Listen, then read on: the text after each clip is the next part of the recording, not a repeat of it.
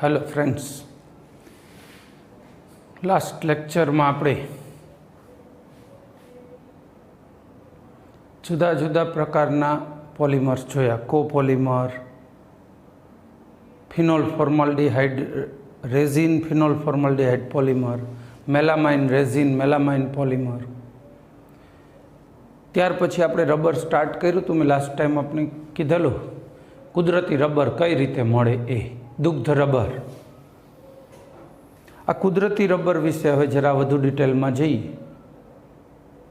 एनुं कारण छे कृत्रिम रबर, सिंथेटिक रबर छे ने एक्चुअली कुदरती रबर मांथी ज बनाववामां आव्युं छे, एना उपरथी प्रेरणा लईने। तो सौथी पहेला कृत्रिम रबर माटे पण आपणने जे आइडिया जोशे ए कुदरती रबरनो ज छे।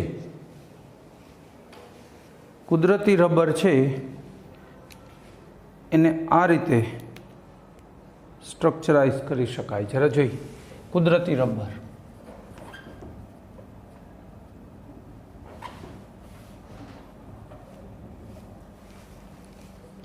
कुदरती रबर, आ कुदरती रबर रबरना झाड़ थाय छे, एनामांथी दुग्ध रबर निकळे छे। ए छे एनी अंदरथी पाणीने सेपरेट करो एटले जे चीकणो मास मळे ए ज आ रबर छे। माखण जेवुं होय, व्हाइट कलरनुं ज एकदम प्योर व्हाइट। नेचरल रबर हमेशा प्योर व्हाइट होय छे। काळो कलर होय के बीजो कलर होय छे ए तो एने आपवामां आवेलो कलर छे, नेचरल कलर नथी। आ कुदरती रबर छे एनी खासियत कहीए, कुदरती रबर पाणीथी इफेक्टेड होय। रबर रिंग आवे छे, पाणीमां बोळीने सुकावी दो के फुगाने पाणीमां बोळीने मूकी दो, पण ચોટી જાય બધા। वॉटर एब्सॉर्प्शन कैपेसिटी थोड़ी वधु होय छे, खराब थई जाय पाणीथी। बीजું कुदरती रबर छे ए ऑक्सिडेशन करताना हुमला सामे पण જરાય प्रतिकारक नथी। बहू झड़पथी खराब थाय। हवामांना ऑक्सिजन वडे पण खराब थई जाय। लांबो समय पड़ी रहे, रबरनी रिंग माळेली होय, 6 महीना माळिया उपर एमनेम कागळ पड्या रहे, पछी रिंग ચોટી जाय। हाँ, एटલું खરું, बहु लॉन्ग समय सुधी रिवर्स खेचाण बळ जाळवी राखे छे। आ रिवर्स खेचाण बळ जे जाळवी राखे छे ने ए एना बंधारणने आभारी छे। शुं काम? कुदरती रबरनुं जरा बंधारण जोईए। आवुं बंधारण होय छे, C double bond C, CH3H, CH2, CH2। आ एनो मोनोमर छे। कुदरती रबरनो आ मोनोमर छे। आवा घणा बधा मोनोमर्स जोड़ाय अने कुदरती रबर बने छे। C double bond C, CH3H, CH2। आ बाजुए पण जोड़ी शकाय, CH2, सी डबल बॉन्ड सी, CH2।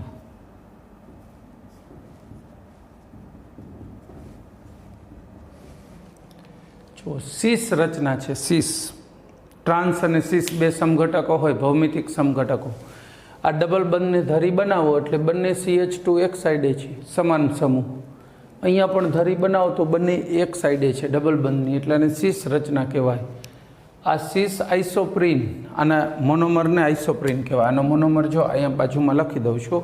आ रीतना दर्शावी शकाय छे, CH2 डबल बंध CH, CH डबल बंध CH2, आइसोप्रीन।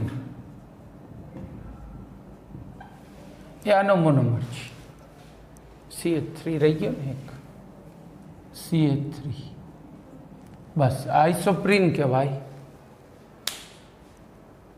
आम तो 2-मिथाइल-1,3 ब्यूटाडाइन पण कही शको आ UPSC नाम मुजब, पण आनुं कॉमन अने बहु ज फेमस, वर्ल्ड फेमस नाम छे आइसोप्रीन। तो आ आइसोप्रीन ए आनो मोनोमर छे। आनी रचना जुओ, जोईने ज लागे कि आ बहु स्ट्रेचेबल छे। आम आम तमे दबावो ने तो आ रचना स्ट्रेट फॉरवर्ड थई जाय। आम दबाववाथी छोड़ी दो एटले पाछुं नीचे आई जाए।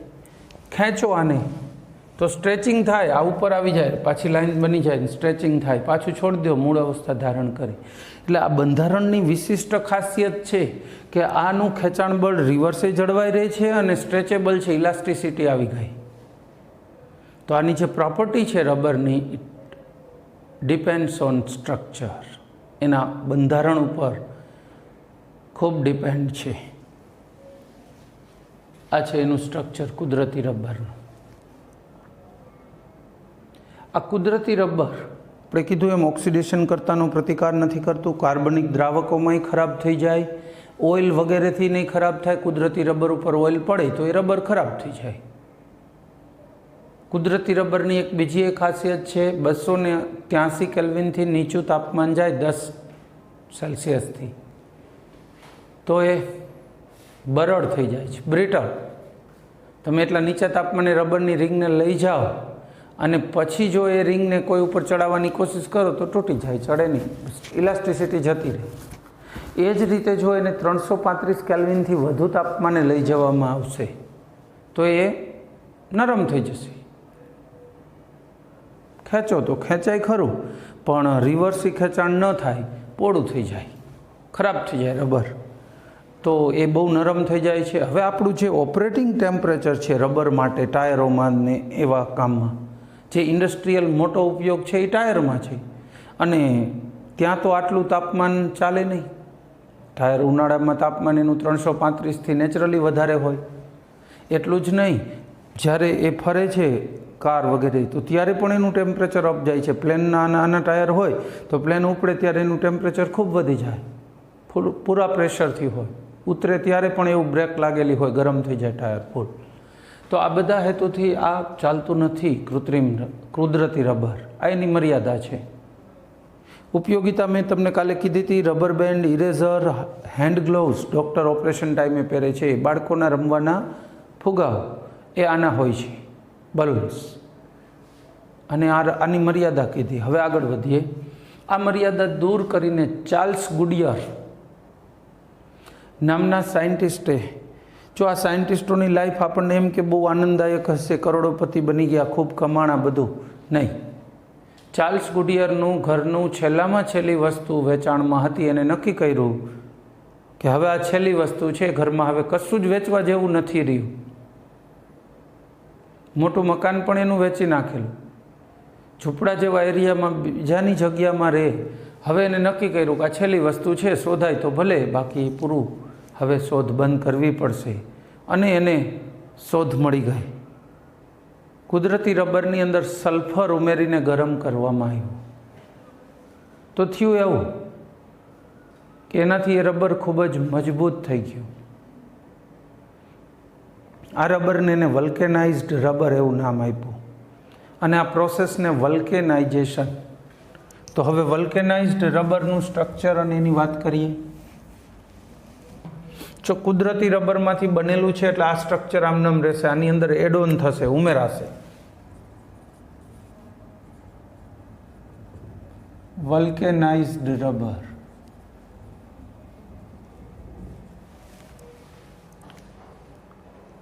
આ વલ્કેનાઇઝ્ડ રબર હું આ જ બંધારણ અહીંયા જરા ફરીથી લખું છું.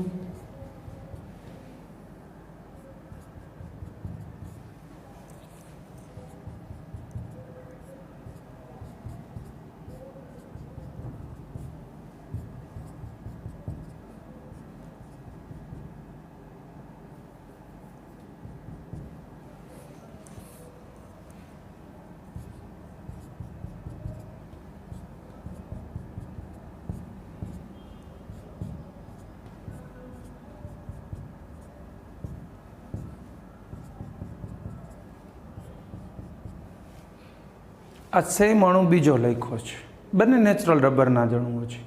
આની અંદર જ્યારે સલ્ફર ઉમેરીને ગરમ કરવામાં આવે છે ને ત્યારે પ્રોસેસ શું થાય છે એ સમજવાની કોશિશ કરીએ. નંબર 1, આ જે ડબલ બંધ હોય એ તૂટી જાય ઘણી વખત. ત્યાં એની જગ્યાએ વચ્ચે પોઝિશન લઈ લે સલ્ફર, સીધો બંધ હોવો જોઈએ તો સલ્ફર, આવું થઈ શકે. જો સલ્ફરની માત્રા વધુ હશે તો એ બીજી પોઝિશનો પણ એક્વાયર કરી શકશે. આ CH3 સિવાય દરેક કાર્બન એટેચ થઈ શકે છે. જરૂરી નથી કે અહીંયા ડબલ બંધ છે તો સામે ડબલ બંધનો જ કાર્બન હોય. આ CH નો H છે ને આ CH2 નો H, એક એક H છે એ દૂર થયા, એની જગ્યાએ સલ્ફર આવી ગયું. આવું થઈ શકે વચ્ચે ક્રોસ લિંક થવા માટે.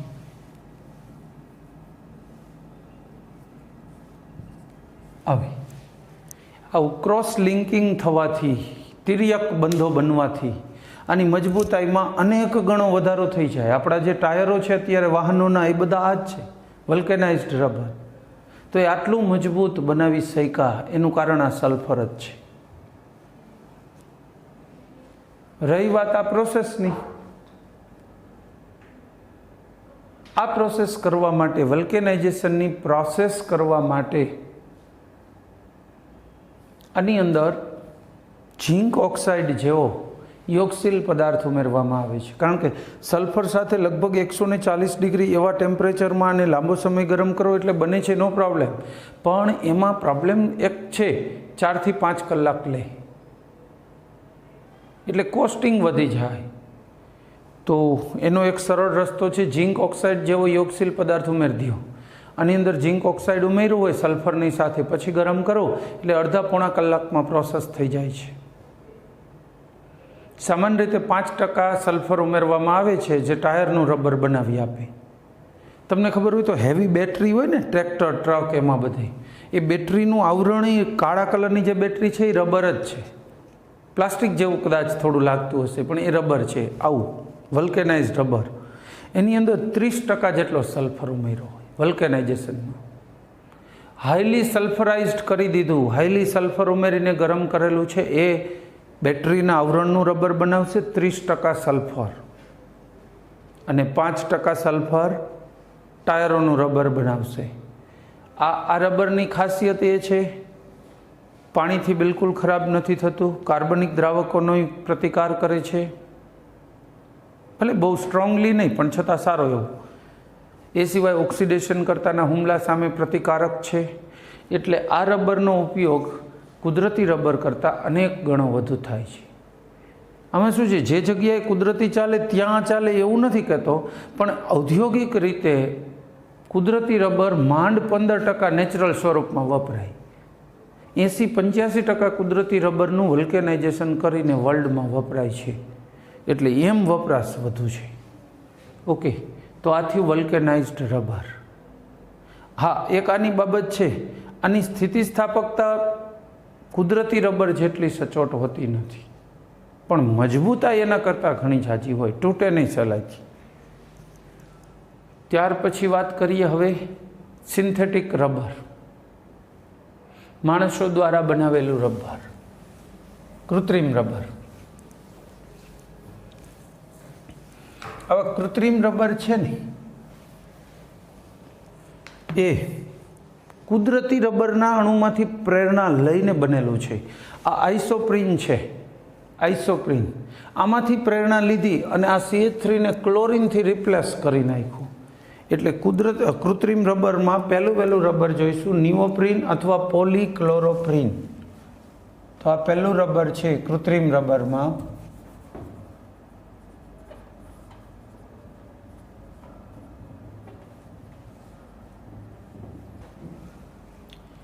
એમાં પહેલું છે નિયોપ્રીન. આને પોલીક્લોરોપ્રીન પણ કહેવાય. પોલીક્લોરોપ્રીન અથવા નિયોપ્રીન.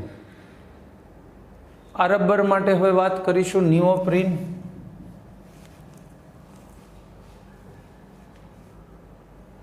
આનો મોનોમર મેં તમને કીધું આઇસોપ્રીનમાંથી પ્રેરણા લઈને બનાવવામાં આવ્યો છે.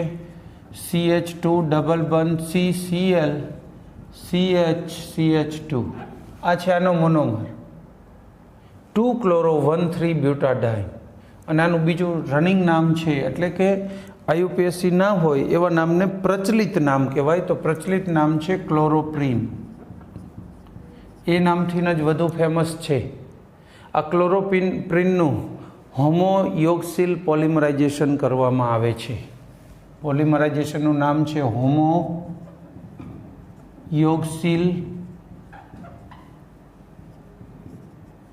પોલિમરાઇઝેશન.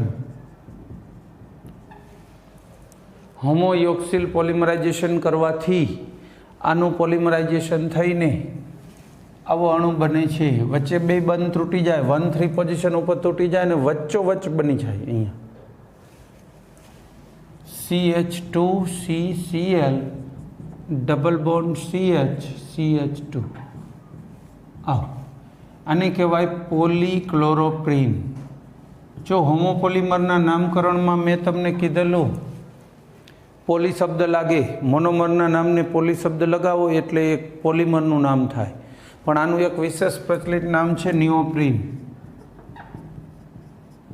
નિયોપ્રીન. તો આ થયું પોલીક્લોરોપ્રીન અથવા નિયોપ્રીન. આ રબર જ છે, કૃત્રિમ રબર છે અને આને આપણે ઘણી જગ્યાએ જોયેલું છે. હું તમને એના ઉપયોગો યાદ કરાવું, જે જોયું છે. Conveyor belt. તમે 10થમાં એક પદ્ધતિ ભણતા, ચુંબકીય અલગીકરણ પદ્ધતિ, ધાતુ કર્મ વિધિમાં. એ ચુંબકીય અલગીકરણ પદ્ધતિમાં રબરનો બેલ્ટ વપરાય. એ આનો હોય છે, કન્વેયર બેલ્ટ કહેવાય. વસ્તુને કન્વે કરીને ઉપાડીને લઈ જવી એને કન્વે કર્યું કહેવાય. કન્વેયર બેલ્ટ એટલે વસ્તુને લઈ જનાર બેલ્ટ. પછી ગાસ્કેટ, લીકેજ ન થાય એના માટે પ્રેશર કુકરની રિંગ, એને ગાસ્કેટ કહેવાય. ગેસને લીકેજ થતો અટકાવે છે. આપણા વાહનોની અંદર પણ એવી રબરની ગોળ રીંગો આવે છે. જે લોકોને મશીનરીઝને લગતું કોઈ પણ કામકાજ હોય એ લોકોના આ બાળકો આમનાથી પરિચિત હશે. અને બાકીના લોકોએ પ્રેશર કુકરની રિંગ તો જોઈ જ છે, એ ગાસ્કેટ જ છે. આપણું બાઇક ખોલવામાં આવે તો એમાંથી ને આવી રબરની રીંગો નીકળશે, એ આની છે. પછી હોઝ પાઇપ.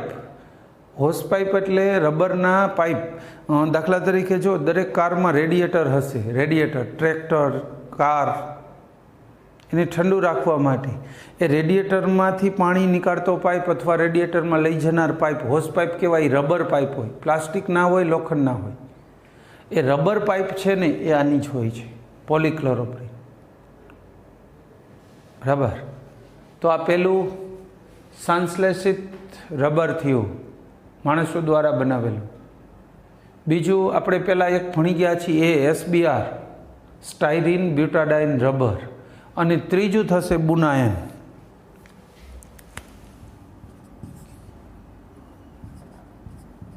બુનાએન.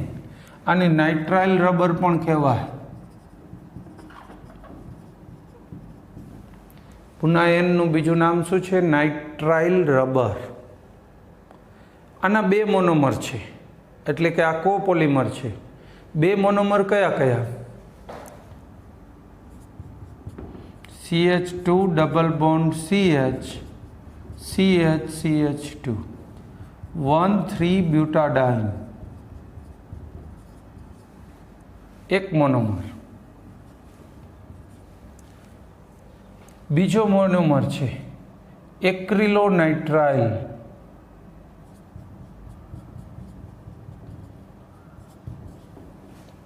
વિનાઇલ ક્લોરાઇડ હોય ને તો અહીંયા Cl આવે, ક્લોરો, અને એક્રિલોનાઇટ્રાઇલમાં CN આવે, સાઇનો.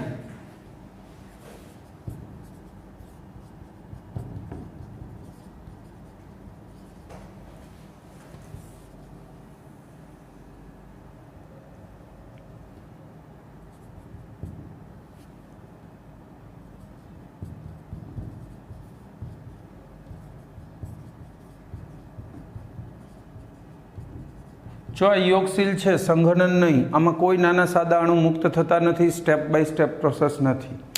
આ બંને મોનોમર એકથી વધુ પ્રકારના છે, એટલે હોમોને બદલે કો કહી દીધો, બસ. આ બે ડબલ બંધ તૂટી જશે, બંનેની વચ્ચે બની જશે, અને આ તૂટી જશે, એટલે ચેઇન લાંબી થઈ શકે. તો એનું સ્ટ્રક્ચર લખીએ. CH2, CH2, CH2, અહીંયા C. આ છે બુનાએન અથવા નાઇટ્રાઇલ રબર. બુનાએન અથવા નાઇટ્રાઇલ રબર. આ બુનાએન રબરની ખાસિયત છે પેટ્રોલ અને પેટ્રોલની બનાવટો, ઓઇલ વગેરે, એનાથી સંપૂર્ણ રીતે રક્ષિત છે, એનાથી બિલકુલ ખરાબ નથી થતું. કુદરતી રબર એકદમ ખરાબ થઈ જતું હતું ઓઇલ વગેરેમાં, જ્યારે આ બિલકુલ ખરાબ નથી થતું.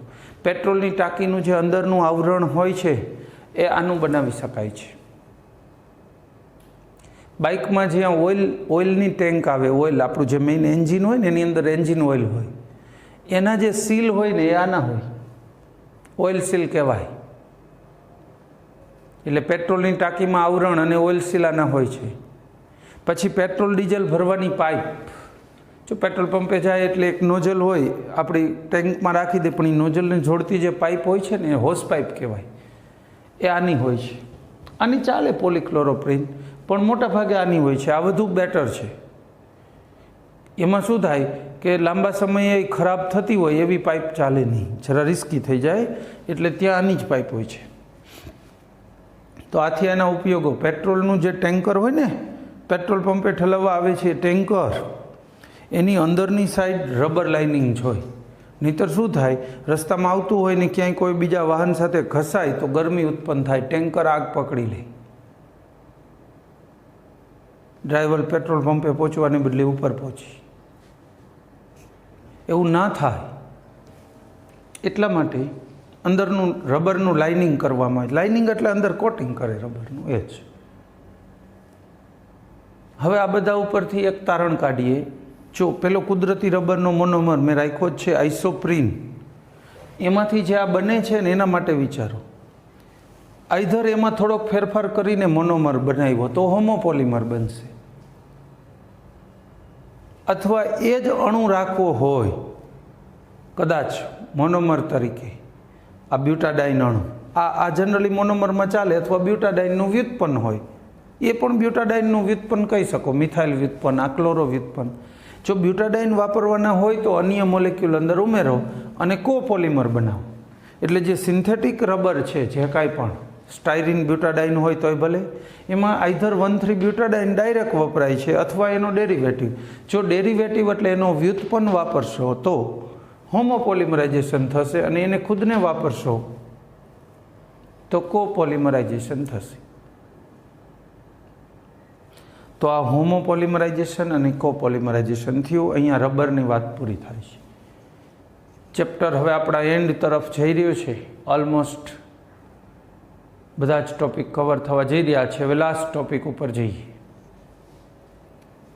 આના પછી આવશે મોલેક્યુલર વેઇટ, અણુભાર. એના માટે જરા વાત કરીશું.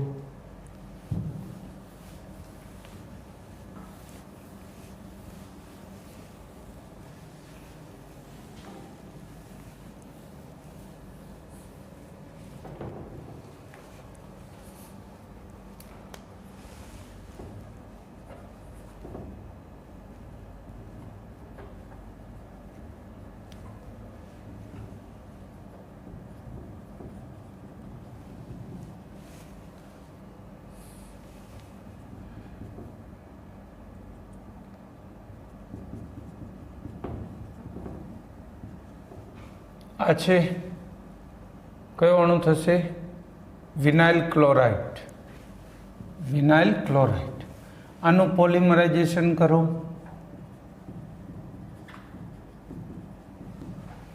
તો પીવીસી બનશે, CH2 CHCl N. આ છે પીવીસી. વિનાઇલ ક્લોરાઇડમાંથી પોલીવિનાઇલ ક્લોરાઇડ બનાવ્યો. એન ને પોલિમરાઇઝેશન અંશ કહેવાય, ડિગ્રી ઓફ પોલિમરાઇઝેશન. હવે દરેક અણુની લંબાઈ સરખી થાય એવું જરૂરી નથી. મેઇન વસ્તુ એ જ છે. તમે કોઈ એક પીસ લો ને, એમાં પોલિમરના આનો ટુકડો લઈએ આપણે, તો આની અંદર પોલિસ્ટાયરીન છે, તો એના દરેક અણુમાં સ્ટાયરીનની સંખ્યા સમાન ન હોય. મોનોમર્સની સંખ્યા અહીંયા 22 હોઈ શકે, 23 હોઈ શકે, 50 હોઈ શકે, 49 હોઈ શકે. જેટલી અવેલેબિલિટી, પ્રોસેસ તમે કઈ રીતે ચલાવી છે, ટેમ્પરેચર વગેરે, કન્ટિન્યુઅસ ધીમે ધીમે ગ્રો અપ કરાવ્યું છે, અપડાઉન થતું હતું, દબાણમાં પ્લસ માઇનસ થતું હતું, કોઈ વચ્ચે બહારથી કેમિકલ ઉમેરીને તમે પ્રોસેસને ધીમી કે ઝડપી બનાવી હતી, એ બધા ઉપર ડિપેન્ડ કરે છે લંબાઈ. અને એ લંબાઈ પાછી કોઈ પણ કન્ડિશન આપો, ગમે તે રીતે ગમે તેવી કન્ડિશન એપ્લાય કરો તો પણ લાઇનની લેન્થ સેમ થતી નથી. આ એનની સંખ્યા સરખી ન થાય લો દરેક અણુમાં. તો પછી આનો અણુભાર માપો તો અણુ એ અલગ અલગ આવે. તો આપણે કયો કન્સિડર કરવાનો? બધામાં જો અલગ આવતો હોય તો એવરેજ અણુભાર, સરેરાશ કાઢવાની. હવે એક એક અણુનો અલગ અલગ અણુભાર હોય, એની સરેરાશ કાઢવાની થાય. એક એક અણુનો પહેલાં તો અલગ અલગ અણુભાર આપણે નોર્મલ પદ્ધતિઓથી માપી શકતા નથી. એના માટે લાઇટ સ્કેટરિંગ પદ્ધતિઓ અવેલેબલ છે. લાઇટ, એના ઉપર લાઇટ પાડવામાં આવે, એનાથી અણુનું અંદર લાઇટનું જે વિખેરણ થાય, અણુને શું કરે, પહેલાં પોલિમરને યોગ્ય દ્રાવકમાં ઓગાળી નાખે, બીકરમાં મૂકે, એના ઉપર લાઇટ પાડે અને એનું જે સ્કેટરિંગ થાય છે લાઇટનું વિખેરણ, એના આધારે કમ્પ્યુટરાઇઝ પદ્ધતિથી અણુભાર ચેક થાય. એની સરેરાશ એ કમ્પ્યુટર જ કાઢી નાખે ને આપણને ડિસ્પ્લે ઉપર સરેરાશ અણુભાર હંમેશા દેખાડે. એટલે પોલિમર માટે આ એક મોસ્ટ કોમન ટેકનિક છે સરેરાશ અણુભારની. ક્યારેય પણ અણુભારની જરૂર પડે તો એનો સરેરાશ લેવામાં આવે છે. અને આ જે લાઇટ સ્કેટરિંગ પદ્ધતિ કીધી એવા મશીન જ તૈયાર આવે છે. બહારથી તો ચોરસ ડબ્બા જેવા જ લાગે, પણ એ મશીનની અંદર આ બધું કમ્પ્યુટરાઇઝ ટેકનિક હોય છે અને કમ્પ્યુટર સાથે એટેચ કરવાનું પણ હોય છે.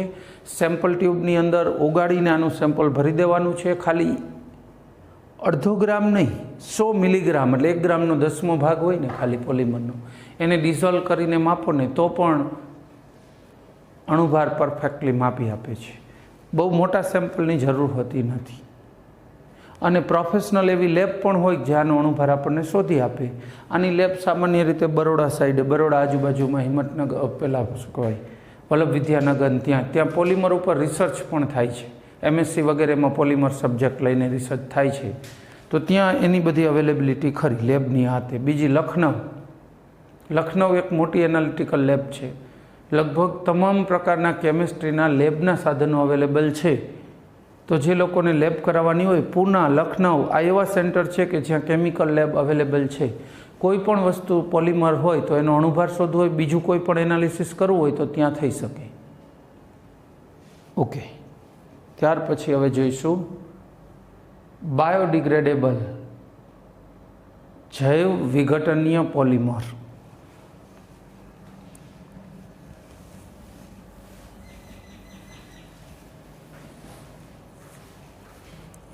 બાયોડિગ્રેડેબલ અથવા જૈવ વિઘટનીય પોલિમર, એના માટે વાત કરીએ.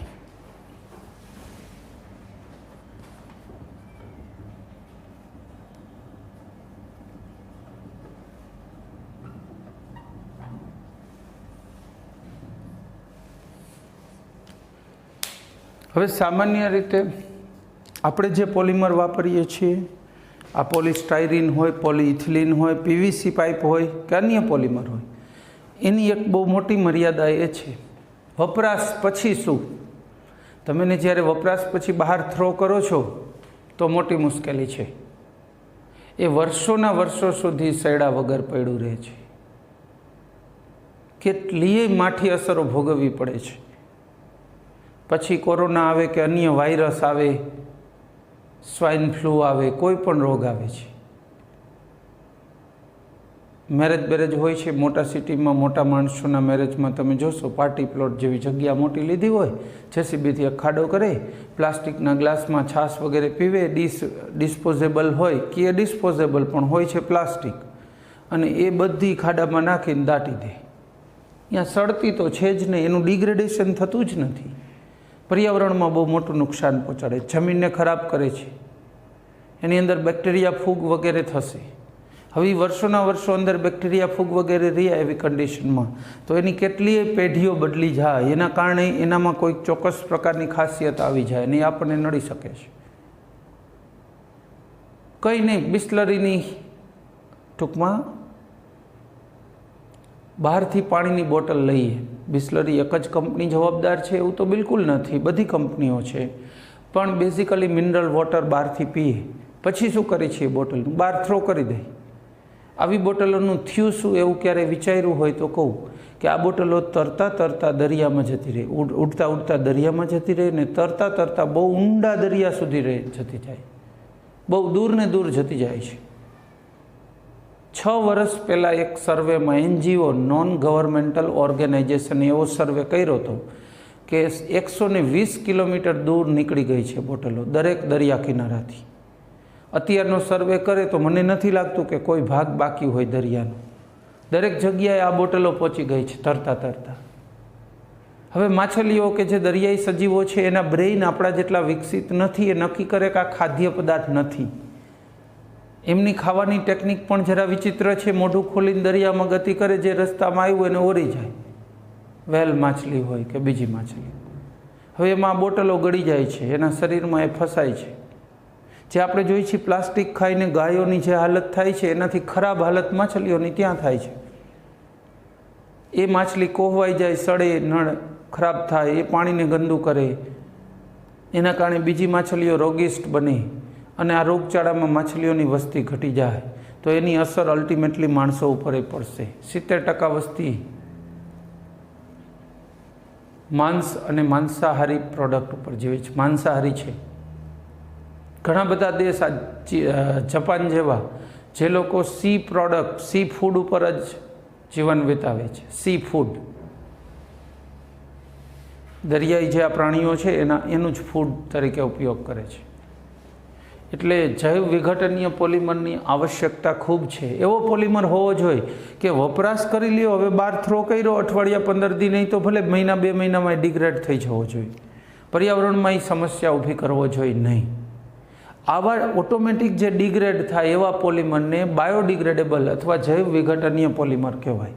કુદરતી પોલિમર આવા જ હોય છે. લાકડું છે એ કુદરતી પોલિમર છે. સેલ્યુલોઝ બહાર ફેંકી દો, સડી જશે, નો પ્રોબ્લેમ, પર્યાવરણમાં કોઈ હાનિ નહીં પહોંચાડે. પણ માણસો દ્વારા નિર્મિત છે મોટાભાગના પોલિમર્સ પર્યાવરણને ખરાબ કરે છે. તો હવે પર્યાવરણ સુધરે, ખરાબ ન થાય એવા કેટલાક પોલિમર જે આપણે બનાવ્યા છે એના વિશે નેક્સ્ટ ટાઈમ વાત કરીશું. અત્યારે હવે આપણો લેક્ચર અને પૂરો કરીશું. ચલો, થેન્ક યુ.